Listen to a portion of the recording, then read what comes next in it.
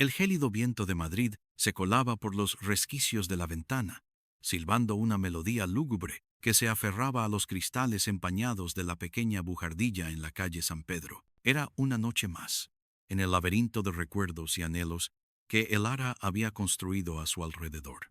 Una fortaleza de melancolía que apenas le permitía respirar el aire rancio del pasado. La luz mortecina de la lámpara de lectura apenas lograba disipar las sombras que danzaban en las esquinas, alargándose y contrayéndose como fantasmas de una vida que se le había escapado entre los dedos. Sus dedos, finos y nerviosos, trazaban las líneas de un viejo recorte de periódico, amarillento y quebradizo, que había guardado como un talismán, o quizás como una condena. No era una noticia cualquiera, era la crónica de un triunfo, el eco victorioso de su verdugo. Santiago, el nombre resonaba en su cabeza como un repique de campanas fúnebres, un eco atronador que jamás se silenciaba. La fotografía, en blanco y negro, lo mostraba sonriendo, un brillo astuto en sus ojos, mientras recibía un galardón por su contribución al desarrollo empresarial del país. El artículo, reciente, era un recordatorio cruel de que la impunidad no solo existía, sino que florecía en el jardín de los poderosos. El Lara sintió un nudo apretarse en su garganta, el mismo nudo que había sentido hacía 16 años, cuando la verdad se torció y la justicia se vendió al mejor postor. La memoria la arrastró, implacable, a aquel otoño lejano. El aire era diferente entonces, más ligero, cargado con el aroma de las castañas asadas y el bullicio prometedor de una Madrid que no había aprendido aún a ser cruel. Su padre, Arturo Ferrer, era un hombre íntegro, un pequeño empresario del sector de la construcción que había levantado su negocio con sudor y honestidad.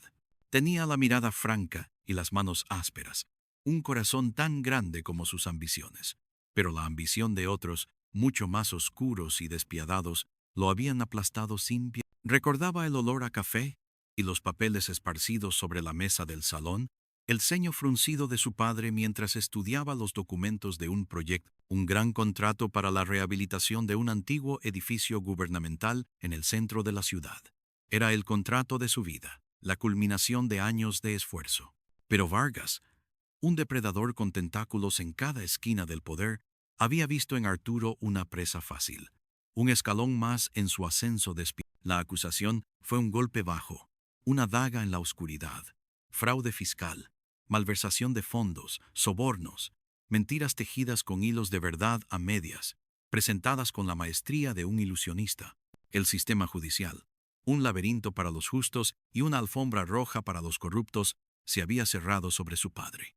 El Lara tenía apenas 20 años cuando lo vio por última vez en pie, con la dignidad rota, los ojos vacíos. El juicio había sido una farsa, un teatro macabro, en el que Vargas, con su ejército de abogados y sus testigos comprados, había orquestado la caída de Arturo Ferrer. La sentencia, dictada en el imponente edificio del Tribunal Supremo, en la plaza de la Villa de París, resonaba aún en sus oídos. El mármol frío, el eco de los pasos, el murmullo de los curiosos, la voz monótona del juez que pronunciaba recordaba la sensación de ahogo, el aire denso y pesado en la sala, como si la injusticia pudiera condensarse y asfixiar. Su padre fue condenado a la ruina, su nombre arrastrado por el fango, su empresa desmantelada. Poco después, incapaz de soportar la humillación, su corazón cedió. No fue un crimen de sangre, no directamente, pero para el Lara fue un asesinato. Un asesinato lento, calculado, ejecutado por la mano invisible del poder de Santiago Vargas. Las lágrimas, secas desde hacía años, pugnaban por salir, pero el Lara no se permitía la debilidad. Había prometido, una promesa silenciosa, forjada en el dolor y el desamparo, susurrada sobre la tumba fría de su padre en el cementerio de la Almudena, bajo el cielo gris de Madrid, una promesa de que Santiago Vargas no disfrutaría de su impunidad, que pagaría. El artículo de Vargas se arrugó en su puño. Este no era un simple recordatorio, era una señal, una herida antigua que, lejos de cicatrizar, se había infectado. La rabia, contenida durante años, burbujeaba, una lava lenta, pero imparable. Había vivido en la periferia, observando, aprendiendo los intrincados mecanismos del poder y la corrupción. Había estudiado leyes, no para ejercerlas, sino para entender cómo se quebrantaban.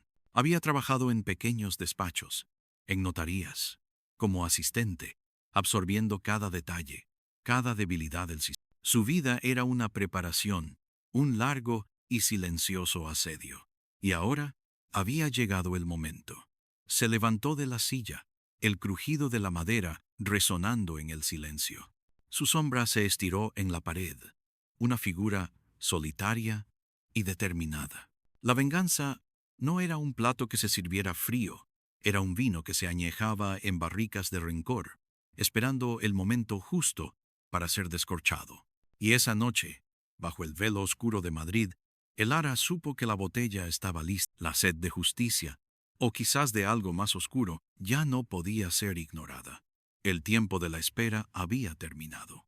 El primer paso fue tan meticuloso como el resto del plan que bullía en su mente.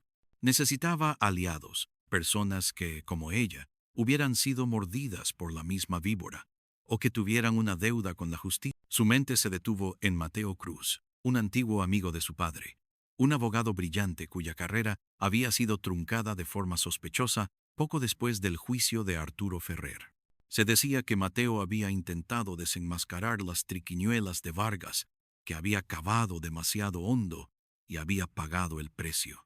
Ahora, Mateo vivía retirado, un fantasma de lo que fue, en un pequeño apartamento en el barrio de La Latina, en la calle del Nuncio, cerca de la Basílica de San Miguel, un lugar que respiraba historia y melancolía, al igual que el propio Mateo.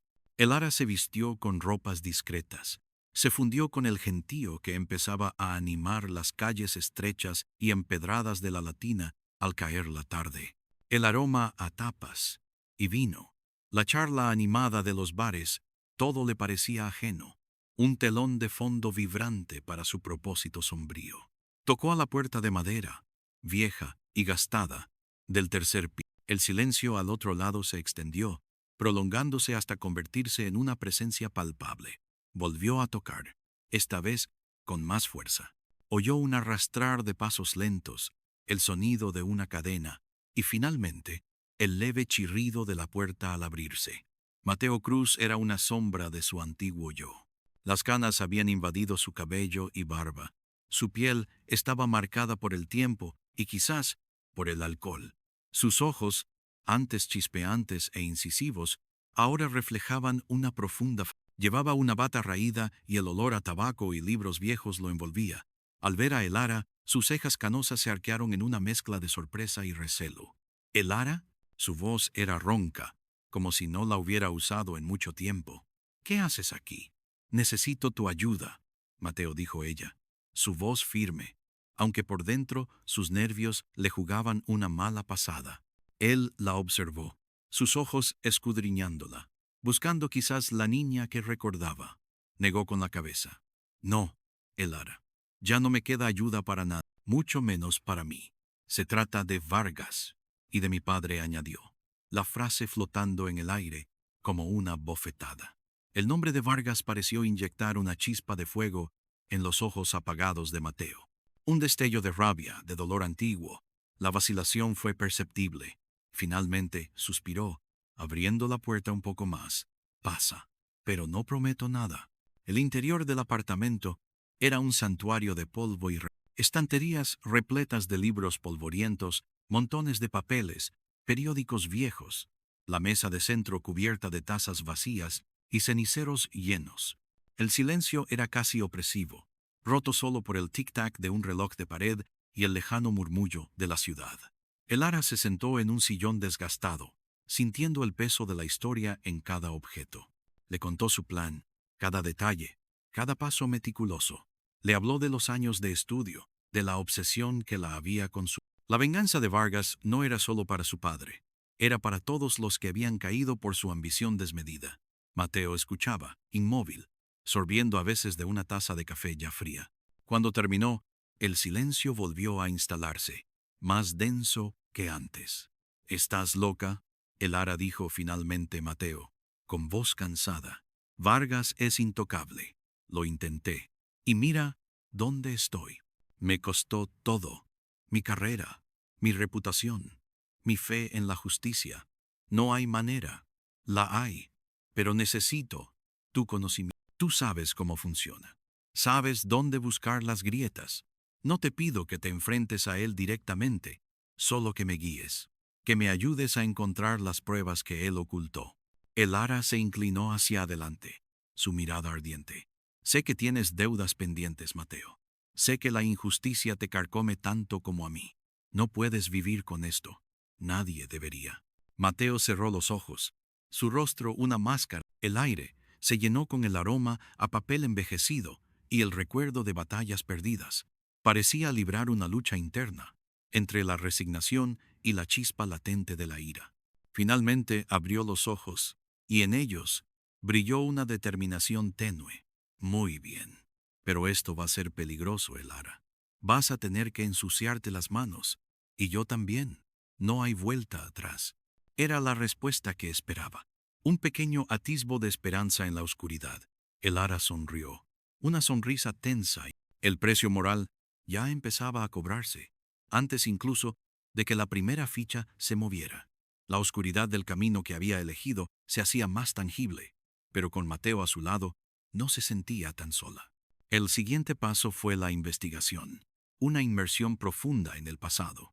Los viejos archivos del caso de su padre eran solo la punta del iceberg. Necesitaban información de primera mano, testimonios olvidados, conexiones ignoradas. Mateo, con su memoria prodigiosa y sus contactos residuales en los bajos fondos legales y periodísticos, se convirtió en una biblioteca andante, un mapa de las sombras de Madrid. Pasaron semanas sumergidos en el polvo de las bibliotecas universitarias, en las hemerotecas digitales, en los archivos judiciales que Mateo, con una mezcla de astucia y persuasión, lograba desenterrar. El apartamento de Mateo se transformó en un cuartel general improvisado. Mapas de Madrid con chinchetas de colores, gráficos de conexiones empresariales de Vargas, nombres tachados y subrayados. El olor a café y tabaco se mezclaba con el de la tinta de impresora y el papel viejo. Vargas era un maestro en el arte de la ingeniería financiera y legal, explicó Mateo una tarde, señalando un diagrama complejo en la pizarra. Nunca dejaba una huella digital clara. Sus operaciones eran un nido de empresas fantasma, paraísos fiscales y testaferro. El caso de tu padre fue un ejemplo perfecto. Crearon una trama para que pareciera que Arturo estaba involucrado en un esquema de fraude, cuando en realidad él era la víctima. Vargas usó su empresa como una tapadera para blanquear dinero y desviar fondos públicos de ese proyecto de rehabilitación. Cuando Arturo descubrió la verdad, Vargas no dudó en usarlo como chivo expiatorio. La rabia de Elara se intensificaba con cada revelación. La magnitud de la maldad de Vargas era asombrosa, pero también la complejidad de desenmascararlo. Era como intentar desentrañar un nudo gordiano, donde cada hilo estaba atado a otro, y cada corte podía desatar consecuencias imprevistas. Decidieron ir por una de las ramificaciones más débiles de Vargas, una antigua empresa de transporte marítimo Logística del Sur, con sede en Sevilla, en el barrio de Vargas. La había adquirido hacía unos 15 años, supuestamente para expandir sus negocios, pero Elara y Mateo sospechaban que era una de sus muchas fachadas para operaciones ilícitas.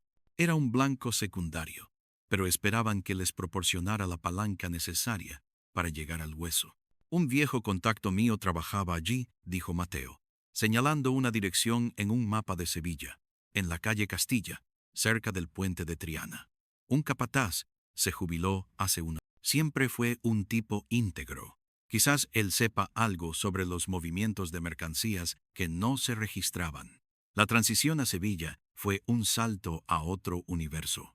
El aire de Madrid, seco y cortante, fue reemplazado por la humedad cálida del Guadalquivir, el aroma a azahar y el rumor constante del cante flamenco que se filtraba por las calles. El contraste era chocante, un bálsamo efímero para el alma de Elara, que sin embargo llevaba su misión como una carga pesada. Se instalaron en un pequeño apartamento alquilado en el corazón de Triana, en la calle Betis, con vistas al río. Desde allí, el puente de Triana, con su estructura de hierro forjado, se alzaba majestuoso, un guardián silencioso de los secretos que el barrio guardaba. El apartamento era modesto, pero la atmósfera vibrante de Triana se colaba por las ventanas abiertas, ofreciendo un breve respiro. Sin embargo, no había lugar para la distracción. La misión era lo primero. La antigua sede de logística del sur era un edificio de ladrillo rojo, imponente pero desvencijado, en la calle Castilla, no lejos de la orilla del río. Sus puertas estaban cerradas con cadenas oxidadas, las ventanas rotas, cubiertas de polvo y telarañas. El aire olía a moho y a salitre, un recordatorio del tiempo y la decadencia. Elara sintió un escalofrío al pisar el umbral, una sensación de que los muros guardaban ecos de un pasado. Habían encontrado al capataz, un hombre llamado Manuel, que vivía en un modesto piso cercano. Manuel, un hombre de pocas palabras y ojos sagaces, se resistió inicialmente. Había visto demasiado, había aprendido a callar. Pero la mención de Arturo Ferrer y la evidente pasión de Elara por la justicia, finalmente lo que hacían en Logística del Sur no era cosa buena, susurró Manuel, con la voz áspera, por el tabaco y los años, en el salón de su casa, mientras el sol de Sevilla se filtraba por las persianas.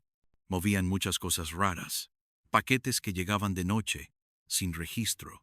Nadie preguntaba. El señor Vargas era un hombre muy peligroso.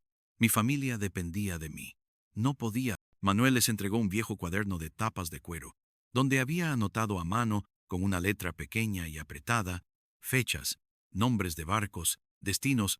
Era un registro clandestino, un acto de rebelión silenciosa contra la corrupción que había presenciado.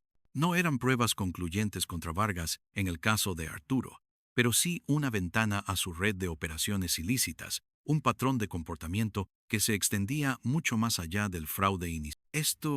Esto es un oro, dijo Mateo, sus ojos brillando por primera vez con una emoción genuina en mucho tiempo, mientras hojeaba las páginas. Pero no es lo que necesitamos para el caso de mi padre, replicó Elara, una punzada de frustración. No directamente, pero establece un patrón, un modus operandi. Vargas no cambió sus métodos, simplemente los perfeccionó. Si podemos demostrar que ha estado haciendo esto durante años, podemos desmantelar su imperio y, al hacerlo, exponer las mentiras de su pasado. Esto es un buen anzuelo, Elara. Con esto, podemos atraer a otros. La búsqueda de otros Manueles los llevó por un camino aún más oscuro.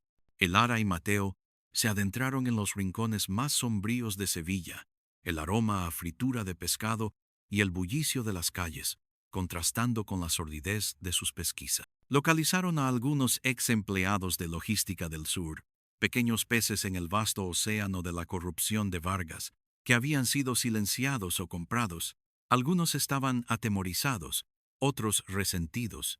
Elara tuvo que recurrir a tácticas que le revolvían el estómago. Ofreció dinero que no tenía, hizo promesas que no sabía si podría cumplir, y en ocasiones tuvo que apelar a la amenaza sutil, a la exposición pública de sus propios delitos menores, si no colaboraba. Una de las decisiones más difíciles fue la de acercarse a Clara Fuentes, una joven abogada que había trabajado brevemente para el despacho de abogados que defendió a Vargas en el caso de Arturo Ferrer.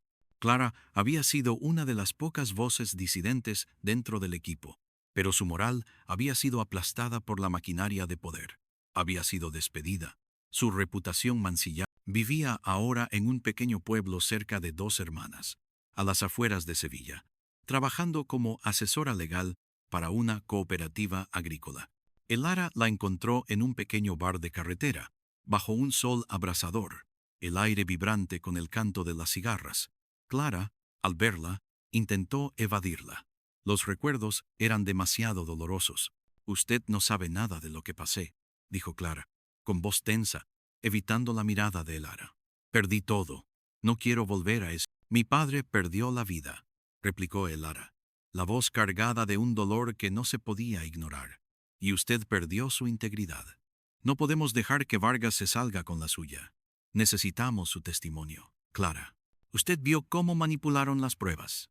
Elara le mostró extractos del cuaderno de Manuel, las conexiones de Logística del Sur. Le habló de la impunidad de Vargas, de cómo seguía creciendo, acumulando poder. El silencio se cernió sobre la mesa, roto por el tintineo de los vasos y el zumbido de una mosca persistente. Clara, con los ojos vidriosos, finalmente cedió. Reveló que en el bufete se había enterado de una serie de documentos alternativos, una contabilidad B del proyecto de rehabilitación de su padre, que demostraba la verdadera trama de desvíos y sobornos y cómo habían forzado a Arturo a firmar documentos con información falsa. Vargas no solo lo incriminó, sino que usó su empresa como fachada para operaciones mucho más grandes. Esos documentos estaban guardados en una caja fuerte en la oficina principal de Vargas en Madrid, en la calle de Goya, dijo Clara. Su voz apenas un susurro. No estaban en el bufete. Era la prueba definitiva de que él era el cerebro. Pero jamás pude probarlo. La revelación de Clara fue un terremoto. No solo confirmaba la implicación directa de Vargas, sino que señalaba la existencia de pruebas irrefutables, ocultas en el corazón de su imperio. Lara sintió una punzada de esperanza y al mismo tiempo un escalofrío. Ir directamente a la oficina de Vargas era un riesgo enorme, casi suicida. Pero no había otra opción. El precio moral ya no era una cuestión de manipular verdades a medias. Era la posibilidad de cruzar una línea muy fina entre la justicia y la criminalidad. La decisión de regresar a Madrid, no como una fugitiva del pasado, sino como una depredadora, se tomó bajo el cielo estrellado de Sevilla, con el Guadalquivir reflejando las luces de la ciudad. El eco de las palabras de Clara, resonando en la mente de Lara, había desatado una nueva urgencia. Vargas no era solo un nombre en un recorte de periódico, ni el villano unidimensional de su tragedia personal. Era un eslabón en una cadena de corrupción que se extendía mucho más allá, hasta las altas esferas del poder. Pero la existencia de esos documentos alternativos en su caja fuerte personal en la calle de Goya, esa era la clave, el eslabón débil que podría romper toda la cadena. El regreso a Madrid fue diferente. Ya no era la ciudad de su dolor, sino el campo de batalla elegido. Se instalaron de nuevo en el apartamento de Mateo en La Latina, que ahora se sentía como un nido de conspiradores. El aire se cargó con la tensión de los preparativos. Mateo, con sus contactos de antaño, logró obtener los planos del edificio de oficinas de Vargas, un imponente rascacielos de cristal y acero en la calle de Goya, en el corazón del distrito de Salamanca, un símbolo del poder económico que Vargas ostentaba. Los planos revelaron la ubicación de la oficina personal de Vargas, el sistema de seguridad, los horarios de los guardias. Era una fortaleza, pero Lara estaba decidida a encontrar la fisura.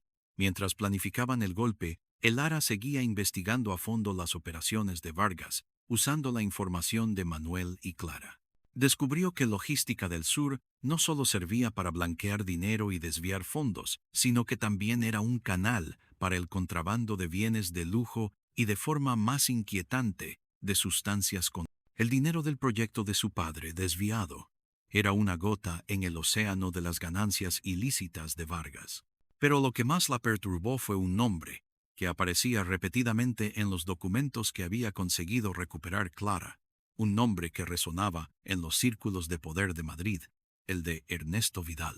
Ernesto Vidal no era un empresario cualquiera, era un juez retirado, una figura venerable en la judicatura española, presidente de varias fundaciones benéficas y miembro de consejos de administración de importantes empresas. Su reputación era intachable, su influencia inmensa.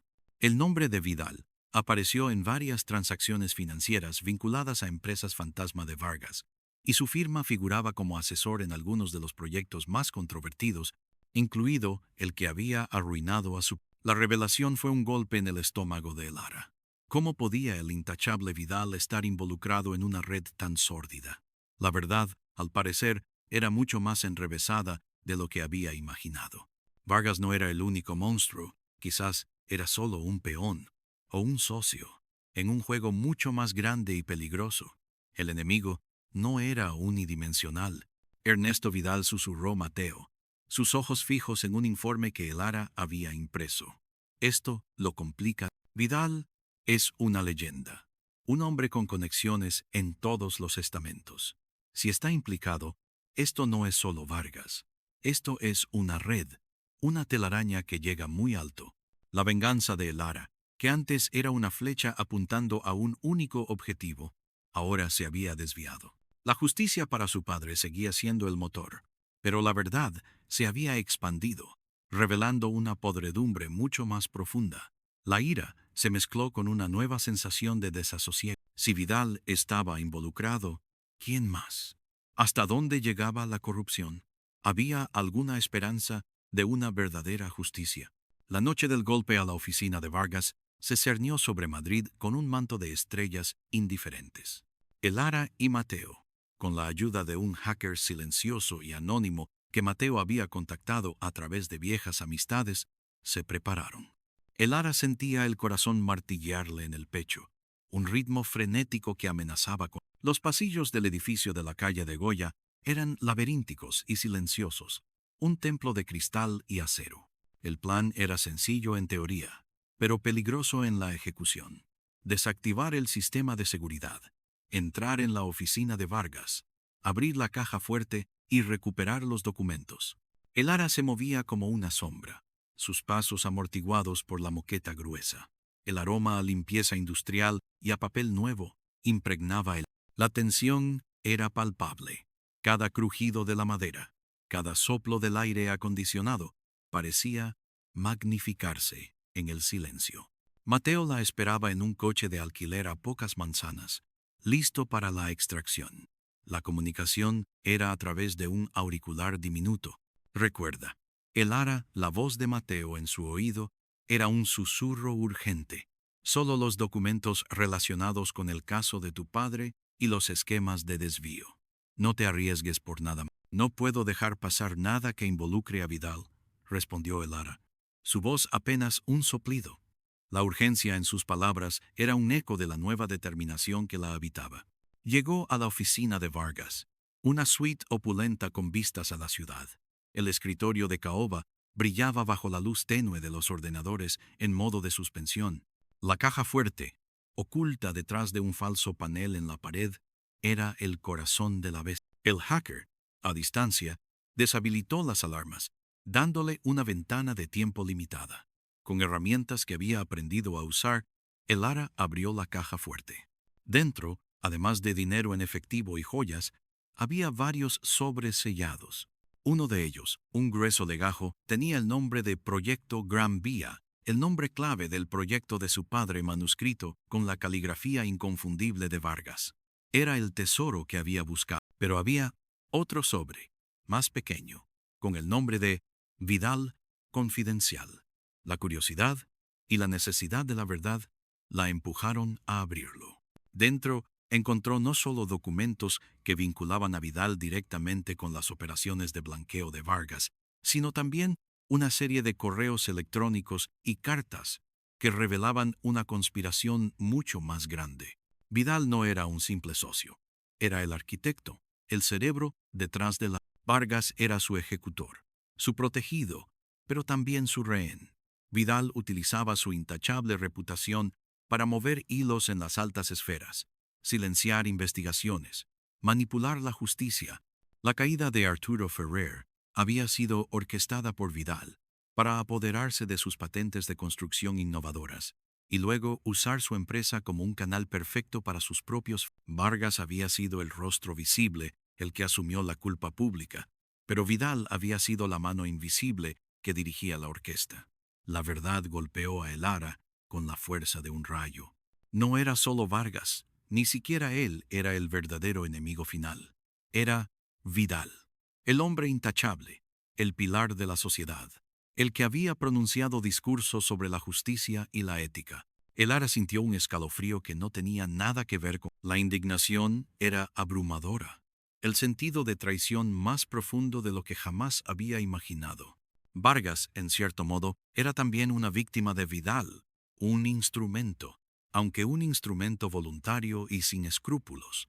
Tomó los documentos sobre el proyecto Gran Vía y los que implicaban a Vidal. El tiempo se agotaba.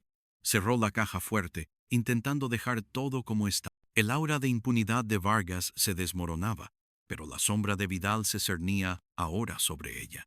Un adversario mucho más formidable y escurridizo. El Lara se retiró del edificio tan sigilosamente como había entrado. El corazón de la bestia había sido expuesto, pero la verdadera amenaza aún acechaba en las alturas. La venganza no era un camino recto, era un laberinto de espejos y engaños. Con los documentos en su poder, el Lara y Mateo se encerraron en el apartamento de la información era explosiva, una bomba de relojería. Los papeles de Proyecto Gran Vía revelaban una contabilidad paralela, facturas falsas y pruebas irrefutables de que la empresa de Arturo Ferrer había sido usada como un mero conducto para desviar fondos de un proyecto público orquestado por Vargas bajo las órdenes de Vidal. Y los documentos Vidal, confidencial, no dejaban lugar a dudas. El juez retirado era el verdadero cerebro de la operación, usando su influencia para manipular el proceso legal y asegurar la ruina de Arturo Ferrer. El motivo no era solo el dinero, era el control, el poder y la eliminación de cualquier obstáculo. Esto es enorme, el Lara dijo Mateo. Sus manos temblaban ligeramente mientras hojeaba las pruebas. Si exponemos esto, caerán. Y Vidal no se quedará de brazos cruzados. Necesitamos un plan para publicarlo, dijo el Lara, la voz férrea. Su mirada era fría, calculadora. Ya no había espacio para la vacilación. El Lara se dio cuenta de que su venganza personal contra Vargas se había transformado en una cruzada por la justicia. La figura del empresario despiadado se había reducido a la de un peón, aunque un peón culpable. El verdadero titiritero era Vidal. La complejidad de la situación la llevó a una encrucijada. ¿Era suficiente con exponer a Vidal, o también debía asegurar la caída de Vargas, que había sido el instrumento directo de la tragedia de su padre? La justicia para Arturo Ferrer ahora exigía una purga más amplia. Decidieron que la publicación de la información debía hacerse de forma anónima y coordinada, para que no pudieran ser silenciados. Mateo, con su experiencia, contactó a varios periodistas de investigación que conocía, gente íntegra y valiente. Pero les pidió discreción absoluta hasta el momento de la verdad. Les envió copias cifradas de los documentos, con instrucciones precisas para su publicación simultánea. La tensión en el apartamento era casi insoportable. Cada llamada telefónica, cada noticia en la televisión sobre Vargas o Vidal, hacía que sus corazones se aceleraran. El Lara sabía que estaban jugando con fuego, que sus vidas estaban en peligro, pero la satisfacción de tener la verdad en sus manos era un bálsamo para el dolor. Una mañana, mientras Mateo y el Lara ultimaban los detalles de la publicación, el teléfono de Mateo sonó. Era un número desconocido. Mateo contestó, y su rostro palideció al instante. Colgó, la mano temblándole. Era Vargas, dijo Mateo, con la voz apenas un susurro. Sabe que tenemos los documentos. Sabe lo de Vidal. Me ha llamado desde un número enmascarado. Ha dicho que nos espera, que quiere negociar. ¿Negociar? El Lara sintió una punzada de incredulidad. Sí, quiere reunirse en su penthouse de Barcelona. Ha dicho que si no vamos, los documentos nunca verán la luz, que nos hará desaparecer, y a su familia, y a la tuya. No es una amenaza vacía, el Lara. Con Vidal detrás, puede hacerlo. El ultimátum de Vargas era un golpe maestro. Lo sabía. La promesa de proteger a los periodistas se hizo más urgente. Si algo les pasaba antes de la publicación, todo el esfuerzo sería en vano. El Lara sintió el frío terror recorrer su espalda. Habían subestimado la capacidad de Vargas para anticipar sus movimientos, o quizás Vidal lo había puesto al tanto. La moralidad de sus acciones se desdibujaba aún más. ¿Había puesto en peligro a inocentes al buscar venganza? La decisión de ir a Barcelona fue ardua. Mateo se oponía vehementemente. Era una trampa. Pero el Lara sabía que no podían arriesgarse a que la verdad fuera silenciada antes de salir a la luz. La reunión con Vargas era una oportunidad, quizás la última, para asegurar la publicación, o al menos para enfrentarlo cara a cara y asegurarse de que pagara un precio. «Vamos a ir», dijo el Lara, su voz resonando con una frialdad que asustó incluso a Mateo. «Pero no iremos desarmados». Prepararon un plan de contingencia. Antes de partir, el Lara envió una última copia de los documentos cifrados a los periodistas, con instrucciones para publicarlos si no recibían una señal suya en un plazo de 24 horas. Era un seguro de vida y una garantía de que la verdad saldría a la luz, pasara lo que pasara. El viaje a Barcelona fue un silencio tenso. El Lara miraba el paisaje pasar por la ventanilla, el contraste entre el interior de España y la costa mediterránea. Los campos de olivos se dieron paso a las carreteras costeras. El aire se volvió más salado, más húmedo, pero su mente estaba lejos, en la confrontación que se avecinaba. El penthouse de Santiago Vargas se alzaba majestuoso en el distrito de Sarriá-Sant-Gervasi, en la avenida Diagonal, un testamento a su poder y su impunidad. El edificio, una torre de cristal y acero que se confundía con el cielo, era un símbolo de la modernidad y la riqueza de Barcelona. Un portero uniformado los recibió en el vestíbulo, su rostro impasible, sus ojos escudriñándolos con una mezcla de respeto y sospecha. El ascensor de cristal los elevó silenciosamente, ofreciéndoles una vista panorámica de la ciudad que se extendía bajo ellos como un mosaico de luces. El Lara sintió un nudo en el estómago. Este era el momento. La puerta del penthouse se abrió y Vargas los esperaba en la inmensa sala. El lugar era una oda al lujo minimalista, muebles de diseño, obras de arte abstractas en las paredes, ventanales de suelo a techo que ofrecían una vista impresionante del skyline de Barcelona desde la Sagrada Familia hasta el mar. El aire era pesado con el aroma a maderas exóticas y un perfume caro. Santiago Vargas no había cambiado mucho.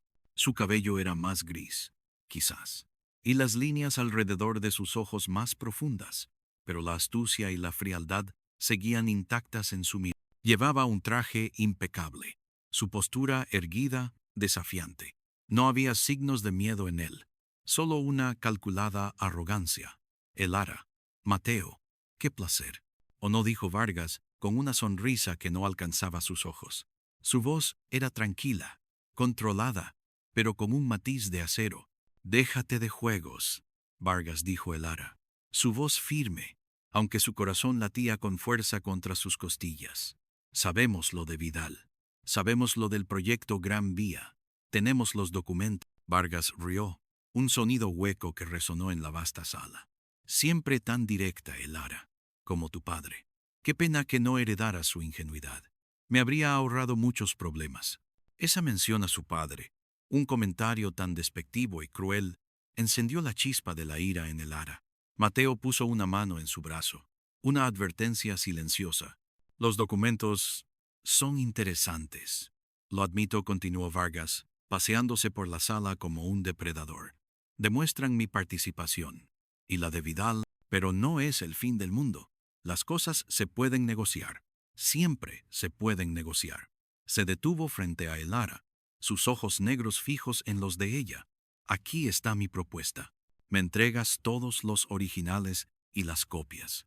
A cambio, te daré una suma considerable, lo suficiente para que tú y tu amigo Mateo vivan cómodamente el resto de sus vidas. Olvidaréis todo esto. Y yo garantizaré que nada le pasará a tu familia, ni a ti, ni a los periodistas. El chantaje era descarado. La tentación, para cualquiera que no hubiera vivido su infierno, podría haber sido inmensa. Pero el Lara no se había embarcado en esto por dinero. Nunca, escupió el Lara, su voz un eco de la rabia que bullía en su interior. No tengo precio, Vargas, y la justicia de mi padre tampoco. Justicia. Vargas volvió a reír, esta vez con una mordaz amargura. No hay justicia, el Lara, solo poder. Vidal me enseñó eso. Él me hizo lo que soy. Él me dio el poder, pero también me convirtió en su en su escudo. La revelación, tan cruda y brutal, fue un golpe. La voz de Vargas adquirió un matiz diferente, un cansancio que el Lara no había percibido antes. El Lara, tu padre no era un santo, no fue la víctima inocente que crees. Vidal lo involucró en algo, sin que Arturo supiera la verdadera magnitud. Usó sus patentes para una tecnología de construcción que luego se aplicaría en proyectos de infraestructura financiados ilegalmente. Cuando Arturo quiso salirse, cuando amenazó con hablar, Vidal no tuvo piedad. Él lo arruinó. Yo solo fui la cara. Un chivo expiatorio conveniente. Me dio riqueza, sí, pero siempre fui un peón en su juego. Vargas se acercó a la ventana, mirando la vasta extensión de Barcelona bajo ellos. Creí que lo controlaba, que podía jugar sus reglas y salir victorioso, pero Vidal, él es un dios en su mundo. Si esto sale a la luz, no solo caeré yo, caerá Vidal, y con él una red de intocables. Crearán un infierno para todos. Lo sé, porque lo he visto, lo he vivido. Tu padre fue solo la primera víctima. Habrá muchas más. El ara se quedó helada. La magnitud de la verdad era abrumadora. La figura de Vargas, antes el epítome del mal, se complejizaba. Era un villano, sí, pero también una víctima de un mal mayor. La venganza que había buscado con tanto ahínco. ¿Contra quién debía dirigirse realmente? ¿Contra el peón que había ejecutado el plan? ¿O contra el titiritero que lo había ideado? Su camino de venganza, que había creído tan claro, ahora se difuminaba en una niebla de grises morales. Si Vidal cae, ¿qué pasará contigo?, preguntó el ara. La voz apenas un susurro. Caeré, seguramente iré a prisión. Perderé todo, pero al menos el mundo sabrá la verdad sobre... Y quizás mi propia conciencia encuentre un poco de paz. Vargas se volvió. Y por un instante, el ara vio un destello de arrepentimiento en sus ojos, una vulnerabilidad inesperada. Estoy cansado, el ara, de la vigilancia, de las amenazas, de vivir en la sombra de Vidal. El ara sintió una punzada de compasión, fugaz, pero real. Este hombre, que había sido la encarnación de su dolor, ahora se mostraba como un ser humano cansado y atrapado en su propia telaraña. La venganza se sentía vacía, hueca. No le devolvería a su padre, no borraría el pasado. Pero exponer la verdad completa, eso sí podría traer una especie de redención. ¿Cómo sabremos que no nos traicionarás?, preguntó Mateo. Su voz escéptica. Porque no tengo nada que perder si Vidal cae, replicó Vargas, la determinación regresando a sus ojos. Mi vida ya está arruinada. Al menos dejaré un legado, una verdad. Si quieren que esto salga a la luz, necesitarán más que papeles. Necesitarán y yo estoy dispuesto a dárselo. Era la oferta más inesperada. Vargas, el enemigo, convertido en un posible aliado contra un mal mayor. El ara se encontró en una encrucijada moral. ¿Debía aceptar la ayuda de su verdugo para derribar al verdadero arquitecto de su sufrimiento? ¿Podría confiar en él? La justicia ya no era una cuestión de blanco y negro, sino una compleja paleta de grises. El ara subió a la terraza del penthouse. El viento frío de Barcelona azotaba su rostro, despeinando su... Debajo, la ciudad brillaba con una indiferencia sublime. El vasto horizonte se extendía, el mar Mediterráneo en la lejanía. Aquí, en esta altura vertiginosa, donde el poder de Vargas se sentía omnipresente, el ara tenía que tomar su decisión final. La voz de su padre resonó en su mente, no las palabras de reproche, sino el eco de su integridad, de su amor por la verdad. La venganza, tal como la había concebido, ya no era suficiente. No borraría el dolor ni traería a su padre de vuelta. Pero la verdad completa sobre Vidal y toda la red de corrupción, eso podría evitar que otros sufrieran el mismo destino. Miró la ciudad, sus luces parpadeando como promesas rotas y esperanzas incipientes. Si aceptaba el testimonio de Vargas, no solo expondría a Vidal, sino que también aseguraría la caída de Vargas, que enfrentaría la justicia por sus propios crímenes, aunque en un contexto diferente. Era una justicia más amplia, más profunda. La venganza personal de el ara se había transformado en algo más grande, una lucha por la verdad que trascendía su propio dolor. Se dio la vuelta, el viento silbando en sus oídos. Sus ojos se encontraron con los de Mateo, que la esperaba con una expresión de preocupación, y luego con los de Vargas, que permanecía en el umbral, una sombra en la opulencia de su penthouse, esperando su veredicto. Acepto, dijo el ara, su voz un murmullo, que el viento casi se lleva, pero firme. y decidí, colaboraremos. Pero no habrá perdón, Vargas. La justicia te alcanzará por tus propios crímenes. Y Vidal caerá. Todo saldrá a la luz. Vargas asintió, una sombra de resignación en sus ojos.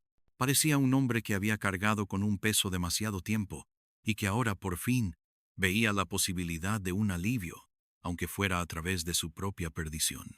La decisión de Elara marcó el inicio de una nueva fase. En lugar de una venganza individual, se había convertido en una cruzada por la verdad, una que exigía la colaboración de su antiguo adversario. La ironía era palpable, el sabor amargo, pero la necesidad de justicia era más fuerte. Pasaron varias semanas en Barcelona, trabajando discretamente con Vargas.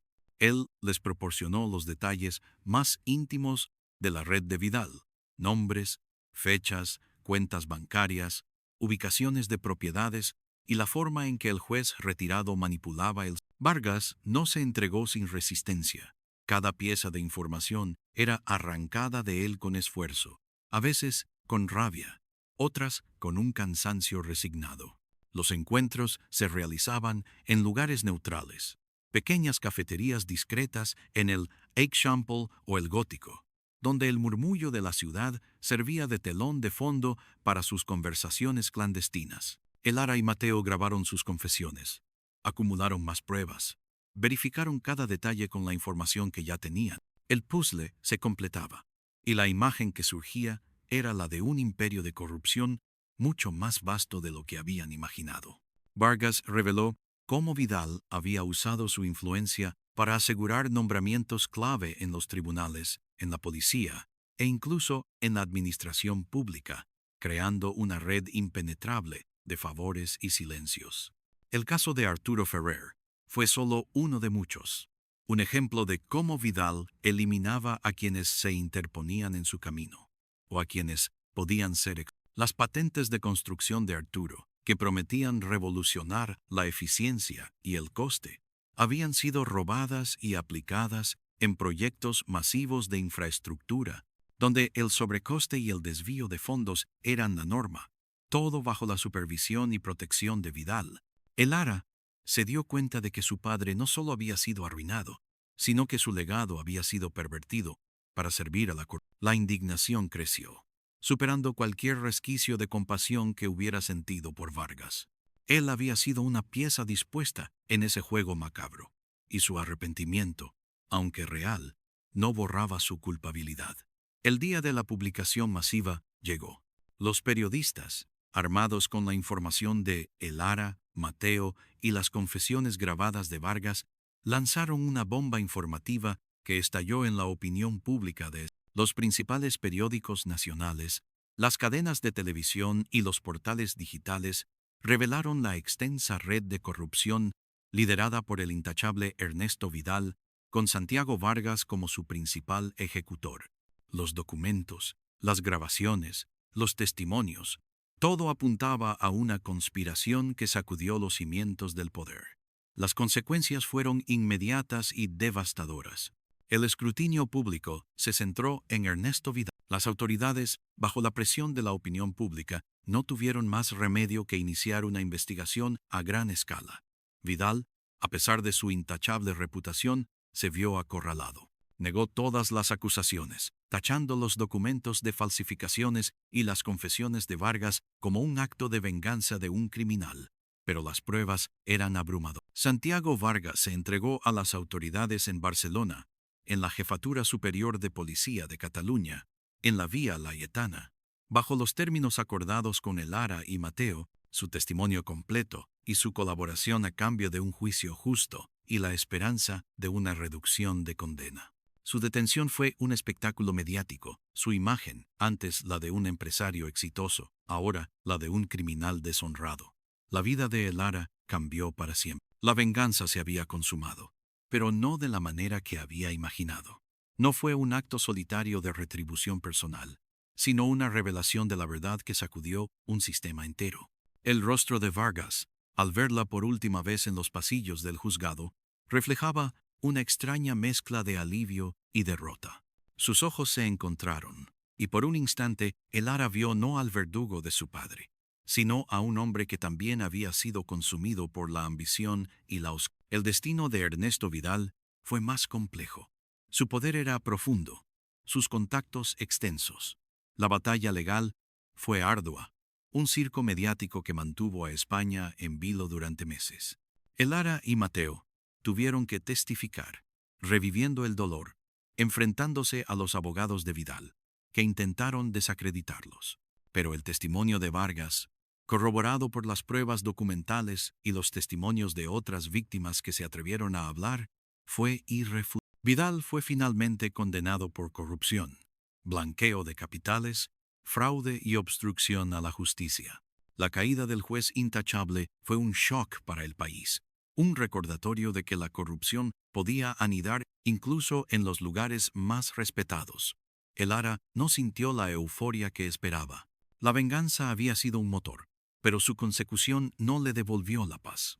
Había expuesto la verdad, había derribado a los culpables, pero el vacío que dejó la pérdida de su padre seguía. El proceso la había cambiado, la había endurecido, había sacrificado su propia inocencia, había cruzado límites morales, se había convertido en una cazadora. Después del juicio, Lara regresó a Madrid, al pequeño apartamento en la calle San Pedro. El viento seguía silbando por la ventana, pero ahora el sonido no le parecía tan lúgubre. Había cumplido su promesa. La justicia, aunque tardía y manchada por la necesidad de utilizar medios moralmente ambiguos, había prevalecido. Santiago Vargas fue condenado a una larga pena de prisión, y su imperio se desmoronó. Ernesto Vidal, despojado de su reputación y su poder, murió en prisión unos años más tarde, un hombre olvidado.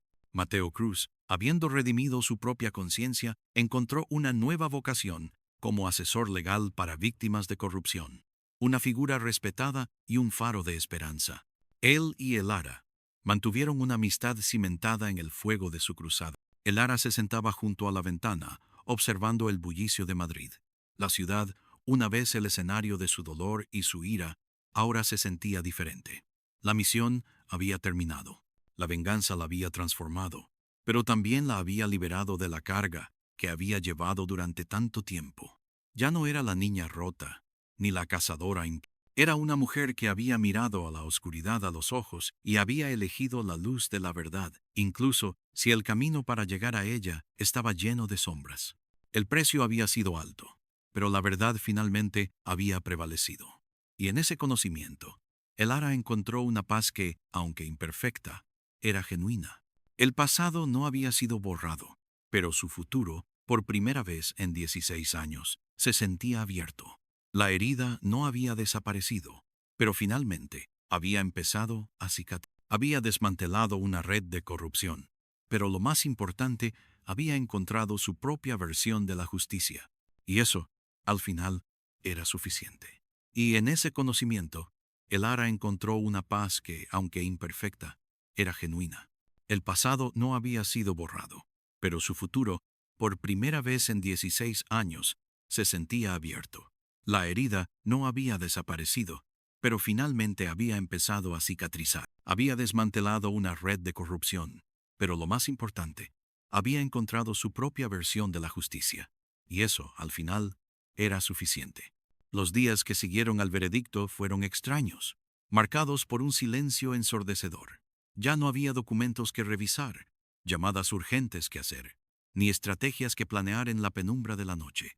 La adrenalina que la había impulsado durante años se disipó, dejando tras de sí un vacío inmenso. El apartamento en la calle San Pedro, antes un refugio para la obsesión, ahora parecía resonar con la ausencia de esa misma obsesión. Se sentaba junto a la ventana, observando el incesante ir y venir de la vida madrileña, la cual durante tanto tiempo había sido solo un telón de fondo para su propia y solitaria cruzada. Los sonidos de la ciudad, el claxon de los coches, el murmullo de las conversaciones, las risas lejanas de los niños, se percibían ahora con una claridad que antes le era ajena, casi como si el mundo hubiese recobrado su color después de años de monocromía.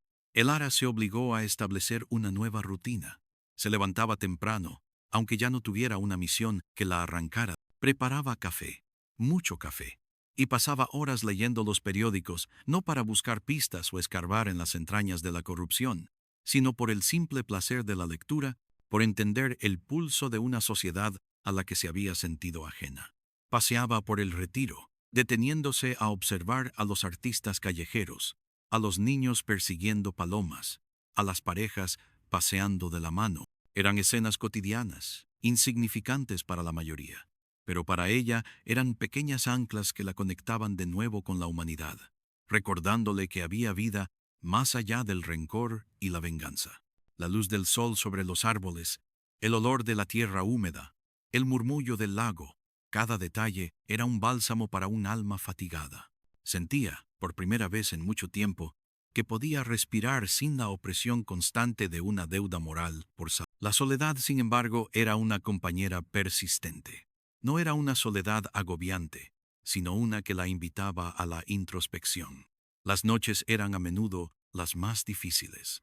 A veces, las sombras de lo que había hecho, de los límites que había cruzado, de la persona en la que se había convertido, acechaban en la periferia de su mente, los rostros de Vargas y Vidal, la frialdad de sus decisiones, las grabaciones clandestinas, las mentiras calculadas.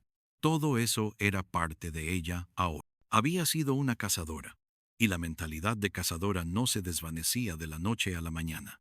Se preguntaba si alguna vez podría deshacerse por completo de esa coraza, si la mujer que había sido antes de la tragedia aún residía en algún lugar dentro de ella. Sabía que no podía volver atrás, pero anhelaba encontrar un nuevo equilibrio, una forma de integrar su pasado sin permitir que la definiera por completo.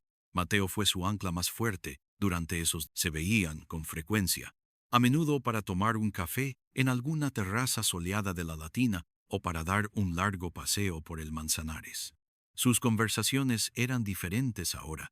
Ya no hablaban de estrategias legales, de informantes o de cómo sortear obstáculos burocráticos. Hablaban de la vida, de sus propios procesos de adaptación. Mateo le contaba sobre su nuevo trabajo, la satisfacción que encontraba ayudando a las víctimas de la corrupción a navegar por el sistema. Su pasión era contagiosa, un recordatorio de que la justicia podía ser construida desde la luz, no solo desde la sombra. Hay mucha gente que necesita una voz, Elara, le dijo un día, sus ojos reflejando una determinación tranquila. Gente que no tiene los recursos o el coraje para enfrentarse a los poderosos. Lo que hicimos fue el primer paso para muchos de ellos. Elara escuchaba, y una semilla comenzó a germinar en la idea de que sus habilidades, afinadas en la fragua de su venganza, pudieran ser utilizadas para un bien mayor sin la carga personal del odio, era atractiva. Ella había aprendido a pensar como los corruptos, a prever sus movimientos, a desentrañar sus redes. Esa perspicacia era un don o una maldición que ahora podía reorientar. Pero aún no estaba lista. Necesitaba más tiempo para sanar, para encontrar su propio camino sin la guía de ninguna brújula. Le costaba imaginar la vida sin el motor de la misión que la había consumido, sin el propósito que había justificado cada una de sus acciones. Era como si un deportista de élite, tras ganar la medalla de oro más importante de su vida, se encontrara de repente sin el próximo desafío, sin el entrenamiento diario, sin la disciplina férrea que había estructurado toda su existencia. Un día, mientras hojeaba un viejo álbum de fotos, encontró una imagen de su padre y ella sonriendo en un día de campo. Él sostenía una cometa y ella, de unos 6 años, reía con la cara manchada de hierba. Elara no había permitido que el dolor y la rabia empañaran su memoria, pero el recuerdo de su risa, tan vívido y cálido, le trajo una punzada agridulce. Se dio cuenta de que, durante 16 años, había visto a su padre principalmente como la víctima de una injusticia, el motivo de su lucha. Ahora empezaba a verlo de nuevo como el hombre cariñoso y vital que había sido. La venganza había sido una armadura, una forma de sentirse conectada a él a través de la lucha. Ahora, esa conexión podía transformarse en algo más puro, en una forma de honrar su legado, no con la destrucción, sino con la construcción. Decidió hacer pequeños cambios en el apartamento. Quitó el viejo tablón de corcho donde había organizado sus pistas y pruebas. las fotografías recortadas y las anotaciones a mano. Las paredes, antes cubiertas de una intrincada red de información, quedaron desnudas, listas para una nueva historia. Compró algunas plantas, pequeños toques de verde que daban vida al espacio. Era un acto simbólico de renovación, de despojarse de los restos de una batalla pasada para dar cabida a... También empezó a pintar de nuevo, algo que había abandonado en su juventud. Tomó clases de dibujo en un centro cultural cercano, sintiendo la extraña pero reconfortante sensación del carboncillo sobre el papel, la libertad de crear algo por el simple placer estético, sin ningún fin ulterior. Descubrió que el acto de concentrarse en las texturas, en las luces y las sombras, era una forma de meditación que le permitía escapar de los ecos de su pasado y anclarse en su habilidad para observar, para captar los detalles más ínfimos, que había sido una herramienta crucial en su investigación, ahora encontraba un nuevo propósito en el arte. Podía pasar horas dibujando los pliegues de una tela, la forma de una mano, la expresión fugaz en el rostro de un modelo. Era un reto diferente, uno que no implicaba peligro ni intriga, sino paciencia y una mirada, y en cada línea, en cada sombra, sentía que una parte de ella misma se reconstruía, delicada y lentamente. La rigidez que se había apoderado de su espíritu empezó a ceder. Las esquinas afiladas de su alma se suavizaban. Había una belleza en el proceso de curación, un testimonio de la resiliencia del espíritu humano. Sin embargo, el camino no fue libre. Había noches en las que el insomnio la asaltaba y se encontraba reviviendo conversaciones, analizando decisiones, cuestionando la moralidad de sus propios métodos. La voz de Vidal, arrogante y despectiva, aún resonaba en sus oídos. La mirada de Vargas, esa mezcla de alivio y derrota, la perseguía. La pregunta de si el fin justificaba los medios era una carga que no podía soltar del todo. Mateo, con su pragmatismo sereno, la ayudaba a procesar estas. Hiciste lo que tenías que hacer, Elara, le recordaba.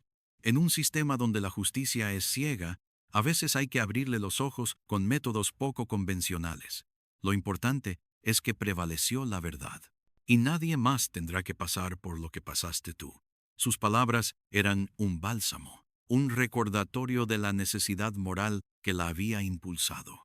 Meses después, Mateo la llamó con una petición inusual.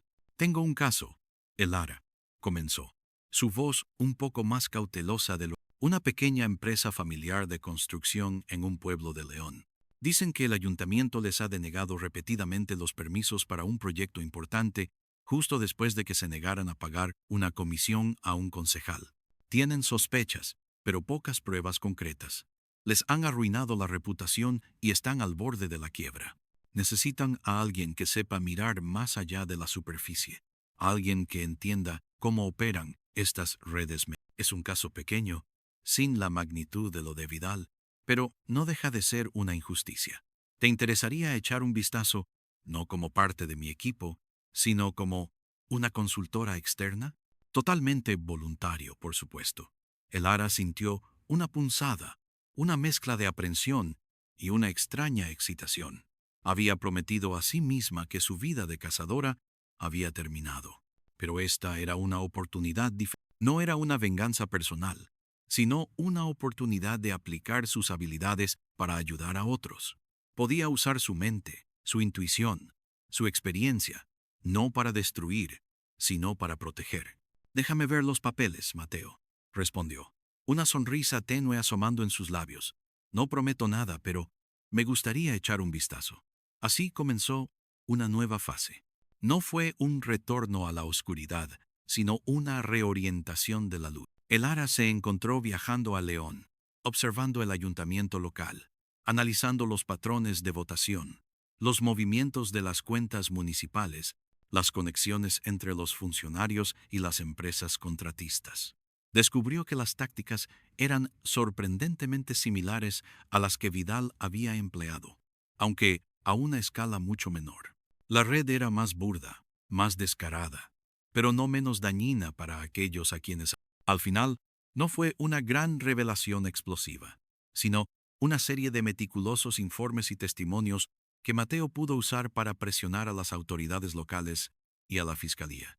El concejal fue apartado, la empresa familiar obtuvo sus permisos y, más importante aún, recuperó su dignidad. El Ara regresó a Madrid con una nueva sensación de propósito, no de la misma intensidad febril de su anterior misión, sino con una quietud más profunda. Había descubierto que podía canalizar su aguda inteligencia y su resiliencia no solo para la venganza, sino para la defensa de los más vulnerables. No quería convertirse en una figura pública ni en la líder de una nueva cruzada. Le bastaba con ser una pieza en el engranaje de la justicia, una consultora anónima que ponía sus habilidades al servicio de aquellos que habían sido silenciados. Aceptó trabajar ocasionalmente con Mateo, de forma discreta, en casos que le parecían justos y que resonaban con su deseo de equidad. Su apartamento se había transformado, reflejando su evolución. Las paredes lucían ahora algunos de sus propios dibujos, paisajes de Madrid y retratos de personas anónimas que había observado en sus paseos. El violín, que había permanecido mudo durante años en un rincón, empezó a emitir melodías suaves y melancólicas por las tardes. El Ara redescubrió el placer de la música, una forma de expresión que trascendía las palabras y le permitía comunicar las complejidades de su alma. La calle San Pedro, con su bullicio constante, se había convertido en un hogar, un lugar de anclaje para una mujer que había viajado por los abismos de la oscuridad y regresado a la luz. Las heridas de su pasado no habían desaparecido por completo. Eran cicatrices, marcas que la recordaban de dónde venía y lo que había superado, pero ya no dolían con la misma intensidad. Eran parte de su historia, pero no definían su presente ni su futuro. Había aprendido que la justicia no siempre era un acto de retribución, sino a menudo un proceso lento y laborioso de restauración. Había desmantelado una red, sí, pero también había reconstruido una vida, la suya propia. Había mirado a los ojos de la ambición desmedida y la depravación, y en lugar de ser consumida por ella, había encontrado una manera de transformarse. El Ara era una mujer diferente, más fuerte, más sabia, y por primera vez en 16 años, verdaderamente en paz, una paz ganada a pulso, imperfecta pero real. Su futuro, vasto y desconocido, la esperaba, no como un campo de batalla, sino como un lienzo en blanco, listo para ser pintado con los colores de una vida vivida con propósito y autenticidad. La sombra del pasado se había convertido en un recuerdo distante, y el sol de un nuevo día comenzaba a calentar su... La sombra del pasado se había convertido en un recuerdo distante, y el sol de un nuevo día comenzaba a calentar su piel. Su nueva vida se desplegaba con una cadencia más suave, menos frenética que el torbellino que había sido su existencia anterior. Las mañanas en la calle San Pedro empezaban con el suave murmullo de la ciudad despertando, el aroma a café tostado colándose por su ventana y el distante repicar de las campanas de alguna iglesia cerca. El Ara había cultivado rituales sencillos que la anclaban a la realidad del presente. Una taza de té de jengibre mientras veía el amanecer pintar de dorado los tejados de Madrid, una sesión de dibujo rápido en su cuaderno con vistas al bullicio matutino de la calle, o la lectura de un libro de poesía que la transportaba a otros mundos sin necesidad de volar. Había encontrado una belleza singular en la rutina, un refugio en la previsibilidad que durante tanto tiempo había anhelado. Las llamadas de Mateo eran interrupciones bienvenidas, no imposiciones. Siempre comenzaban con una disculpa por la intrusión, aunque el Ara sabía que él entendía su renovado propósito. Los casos que le presentaba seguían el mismo patrón, pequeños, discretos, a menudo desatendidos por la justicia formal, pero con un impacto devastador en la vida de personas comunes. No eran el tipo de dramas que llenaban titulares, sino las grietas en el sistema donde los pequeños depredadores se aprovechaban de los más débiles. El Ara escuchaba con atención, su mente ya procesando la información, buscando las anomalías, las discordancias, los hilos sueltos. Su intuición, una herramienta que había perfeccionado en la oscuridad, ahora era una brújula calibrada para la equidad. Unos meses después del caso de León, Mateo la contactó con otro Esta vez es diferente, Elara, dijo, su voz reflejando una preocupación genuina. Se trata de un pequeño grupo de mujeres en un pueblo pesquero de Galicia. Habían formado una cooperativa para vender marisco directamente, eliminando intermediarios y obteniendo un precio justo. Estaba funcionando de maravilla, revitalizando la economía local. Pero de repente, los camiones de transporte se averían misteriosamente. Los mercados mayoristas les cierran las puertas sin explicación, y sus permisos de pesca han sido revisados y recortados de forma arbitraria. Dicen que hay una familia de distribuidores, los Ruiz, que ha dominado el mercado durante generaciones y que no ven con buenos ojos esta nueva competencia. No hay pruebas de sabotaje directo, pero la presión es asfixiante. Están a punto de tirarla. Elara visualizó la escena. El olor salobre del mar, el trabajo duro y honesto, la frustración de ver los esfuerzos de una comunidad desmoronarse ante una mano invisible. Era la misma dinámica de poder, la misma avaricia, solo que disfrazada con otro ropaje. Aceptó sin dudar. Necesito sumergirme en el tejido del pueblo. Mateo, le explicó. Estas redes operan a través del miedo y la influencia. No siempre con actos ilegales. Debo entender las lealtades, los silencios, las historias no contadas.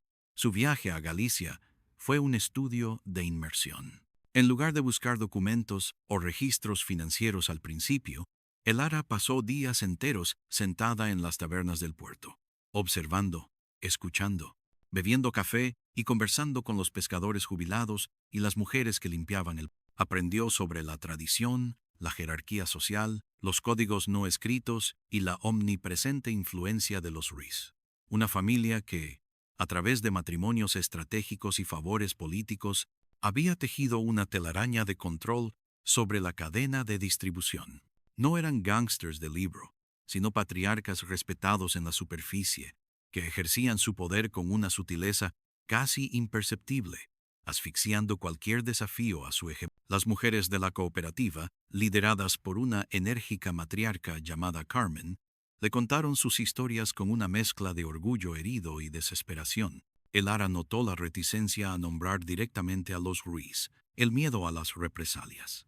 Comprendió que su trabajo no era solo descubrir la verdad, sino también empoderar a estas mujeres para que la expresen. Combinó su investigación social con el análisis de los registros de transporte, los precios de mercado históricos y las actas de las reuniones del ayuntamiento. Descubrió patrones. Los camiones de los Ruiz siempre obtenían combustible a precios preferenciales en el único distribuidor del puerto. Los inspectores sanitarios parecían ignorar ciertas irregularidades en sus almacenes, mientras eran meticulosos con la cooperativa. Y los permisos de pesca se concedían y denegaban con una aparente arbitrariedad que, al mirar las fechas y los solicitantes, revelaba un sesgo. No había una pistola humeante en el sentido clásico, pero la acumulación de pequeñas injusticias, los datos estadísticos que mostraban un patrón de discriminación y los testimonios de miedo formaban un muro de evidencia silenciosa. Elara redactó un informe detallado, no solo legal, sino narrativo. Describió el impacto humano de la intimidación económica, la forma en que el poder corrupto erosionaba la dignidad de las personas. Mateo, impresionado, lo presentó a las autoridades regionales y a la prensa local, no para un escándalo, sino como una llamada de atención sobre las prácticas monopolísticas. La presión pública, combinada con la amenaza de una investigación más profunda, obligó a los Ruiz a ceder. Los permisos de la cooperativa fueron restaurados. Los contratos de transporte se abrieron a nuevas ofertas, y la red de distribución se vio obligada a operar con mayor transparencia. No hubo una detención espectacular, pero la balanza se reequilibró. La justicia, en este caso, se manifestó como una restauración del equilibrio y una liberación del miedo. Elara regresó a Madrid con una sensación de satisfacción tranquila. Había sido un caso de desgaste, de tejer juntos pequeños hilos, pero el resultado era una cooperativa floreciente y mujeres que recuperaban la confianza en su propio. Esta era la justicia que buscaba ahora, no la venganza, sino la sanación de una herida social. la protección de quienes no tenían voz. Su relación con Mateo se había fortalecido. Él se había convertido en un confidente, el único que conocía la extensión de sus habilidades y la profundidad de su pasado sin juzgar. A menudo, después de un caso, cenaban juntos en un pequeño restaurante cerca de su oficina, discutiendo no solo el trabajo, sino la naturaleza humana, la persistencia de la corrupción y la fragilidad de la esperanza. Mateo, con su pragmatismo de abogado, admiraba la perspicacia de Elara y su capacidad para ver las conexiones invisibles. Ella, a su vez, valoraba su inquebrantable compromiso con los principios legales y su paciencia. Era una alianza inusual, pero profundamente arraigada en el respeto mutuo. En las tardes tranquilas, cuando el sol se ponía sobre los tejados de la ciudad, Elara retomaba su violín. Las melodías que brotaban de él eran un reflejo de su estado de ánimo, a veces melancólicas, evocando la belleza agridulce de los recuerdos, otras veces esperanzadoras, resonando con la promesa de un nuevo amanecer. No buscaba la perfección técnica, sino la expresión pura, la catarsis silenciosa que solo la música podía ofrecer. También dedicaba horas a sus dibujos, plasmando en el papel los rostros anónimos que había encontrado en sus viajes, los paisajes que le habían conmovido o las complejas texturas de la vida urbana de Madrid. Su apartamento se había convertido en una galería personal, cada pieza una instantánea de su evolución, un diálogo silencioso con su propio. Una tarde, mientras estaba sentada en la Plaza Mayor, dibujando a los transeúntes, un hombre se detuvo a su lado. Era un artista mayor, con el pelo canoso y las manos manchadas de pintura. «Tienes un ojo para la verdad, señorita», le dijo, señalando un boceto de una anciana vendedora de flores, capturada con una dignidad y una fatiga que Elara había percibido en un instante.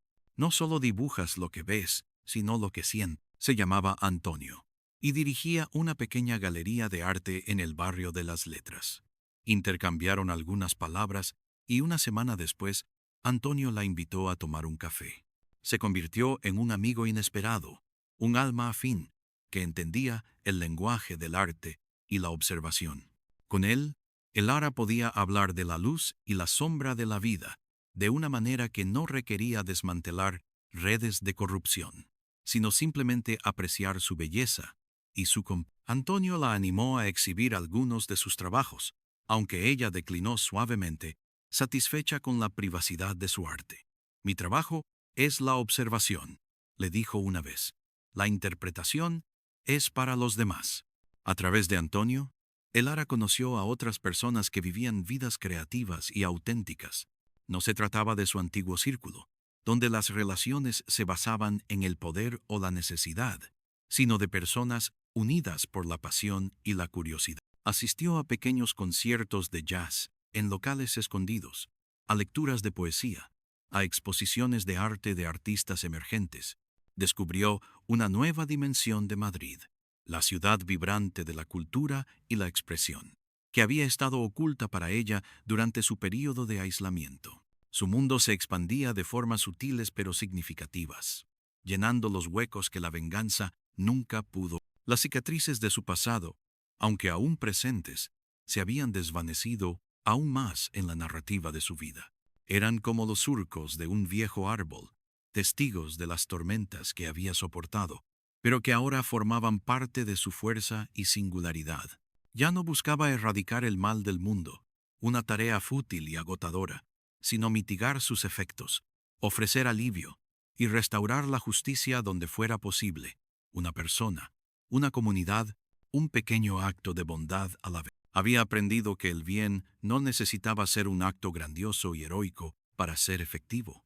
A menudo residía en la persistencia, en la empatía, en la disposición a escuchar y a ver más allá de la superficie. Un día, Mateo la llamó de nuevo, su voz con un matiz diferente, más sombría. «Elara, tengo un caso que es delicado. Es en la Sierra de Gredos, un pequeño refugio para mujeres víctimas de violencia. Habían conseguido un terreno donado y construido una ampliación con mucho esfuerzo y ayuda de voluntarios. Justo cuando iban a inaugurarlo, la Junta Municipal les ha revocado el permiso de habitabilidad, alegando supuestas infracciones técnicas menores que antes no existían. La directora, una mujer admirable llamada Sofía, cree que es un acto de represalia de un concejal local cuyo hijo fue denunciado por su expareja. Una de las mujeres que ahora se refugia. Es una situación muy personal, muy cargada emocionalmente. Elara sintió un nudo en el estómago. Este no era un caso de avaricia empresarial o corrupción política fría. Esto era personal, mezquino, una manifestación del abuso de poder más íntimo y dañino. Se trataba de proteger a las más vulnerables entre las vulnerables. «Mándame todo lo que tengas, Mateo», respondió, su voz firme, sin vacilación. Viajó a la Sierra de Gredos, a un enclave de belleza serena que contrastaba brutalmente con la sordidez de la injusticia que se estaba gestando. Conoció a Sofía y a las mujeres del refugio. Vio el miedo en sus ojos, la fragilidad de su esperanza. No era un miedo a la quiebra económica, sino a perder el único santuario que tenían, a ser expulsadas de nuevo a la calle o a las manos de sus abusadores. Elara se dio cuenta de que su misión aquí era más que investigar, era reafirmar la dignidad y el derecho a la seguridad. Su método fue una mezcla de su antigua perspicacia y su nueva empatía. Pasó tiempo con las mujeres, escuchando sus historias, entendiendo la red de miedo y silencio que las rodeaba. Al mismo tiempo, se sumergió en los documentos del ayuntamiento, los informes técnicos, las actas de las reuniones. Descubrió que, efectivamente, las infracciones eran dudosas y habían sido planteadas de forma retroactiva. La mano del concejal, un hombre influyente en la política local y con conexiones en la policía y la judicatura, era evidente en cada paso. Sus movimientos eran calculados, sutiles, diseñados para parecer legales mientras ejercían una presión de... Elara se dio cuenta de que no podía enfrentarse a este hombre con una confrontación directa, no sin arriesgar la seguridad de las mujeres. Necesitaba otra estrategia. Utilizó sus contactos con Mateo para involucrar discretamente a una organización no gubernamental especializada en derechos de la mujer y protección de víctimas. En lugar de exponer directamente al concejal, Elara y Mateo, con el apoyo de la ONG, orquestaron una campaña de información y presión. Filtraron a un medio de comunicación independiente la historia del refugio, destacando el valor de su trabajo y la injusticia de la situación, sin nombrar explícitamente al concejal. Simultáneamente, la ONG envió cartas a organismos de derechos humanos y a la Fiscalía, expresando su preocupación por la seguridad del refugio y las irregularidades en la denegación de permisos, presentándolo como un caso paradigmático de obstrucción a la justicia social. La presión comenzó a surtir efecto. El concejal, que dependía de su reputación de hombre de bien y de su posición en el partido para mantener su influencia, empezó a sentir el calor. La prensa local, cautelosa al principio, retomó la historia. La narrativa no era la de una venganza personal, sino la de una comunidad protegiendo a sus miembros más vulnerables. Finalmente, ante el escrutinio creciente y la amenaza de una investigación oficial, el concejal retiró sus objeciones, y el permiso de habitabilidad fue restaurado. No hubo ninguna admisión de culpa, ninguna condena pública, pero el refugio abrió sus puertas con éxito. Elara se despidió de Sofía y de las mujeres con una sensación de profunda satisfacción. Había visto el ciclo de miedo romperse, aunque solo fuera por un momento, y la esperanza renacer en los ojos de aquellas que habían perdido tanto. Este caso había sido un recordatorio brutal de la crueldad humana, pero también una reafirmación de su propósito. Había protegido, había defendido, y lo había hecho sin caer en la oscuridad que una vez la había consumido. De vuelta en Madrid, el violín sonaba con una alegría contenida, y sus dibujos reflejaban ahora una gama más amplia de emociones, desde la profunda melancolía hasta la vibrante alegría. Su amistad con Antonio floreció, y compartieron conversaciones que profundizaban en la esencia del arte y la condición humana. Un día, mientras paseaban por el Parque del Retiro, él le preguntó: ¿Siempre vas a ser una sombra que observa, Elara? ¿No te gustaría alguna vez ser el foco de tu propia luz?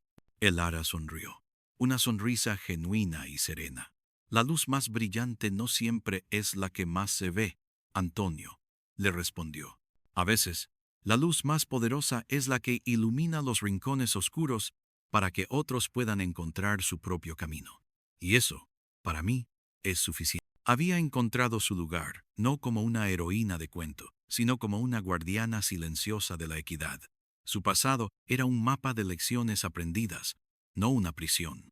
Su presente era una sinfonía de pequeños actos de justicia y momentos de paz. Su futuro era, en efecto, un lienzo en blanco, pero no uno que necesitaba ser llenado con actos grandiosos, sino con los matices de una vida bien vivida, un propósito silencioso y la serena convicción de que, incluso en las sombras, la luz siempre encontraba una manera de prevalecer. Su alma, finalmente, había encontrado su